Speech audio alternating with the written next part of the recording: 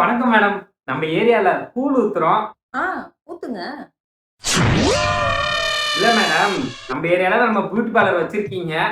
ஒரு நன்கொடையா ஒரு ரூ. 500 குடுத்தீங்கன்னா நல்லா இருக்கும். நீங்க ஊத்துற 50 ரூபா கூழுக்கு 500 ரூபாயா?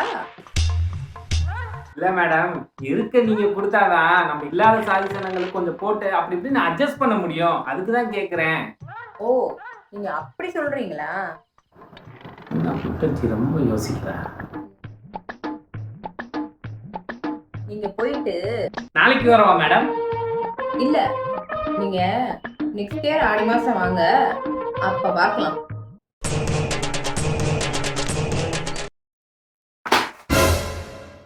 இது சரிப்பட்டு வராது. எது சரிப்பட்டு வராது?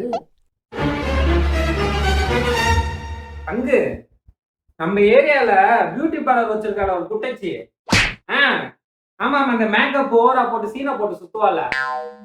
அவதான்டா. அவ ஏரியாவுக்கு வர கரண்ட தட்டி விட்டுரு.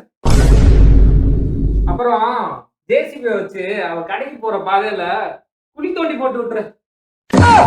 ஒரு பெரிய ஸ்பீக்கரை கொண்டு வந்து அவ கடை வாசல்ல வச்சு சும்மா கிளிய கிளிய கிளி. அண்ணே, இந்தாங்கண்ணே 500 ரூபா. சரி பங்கு.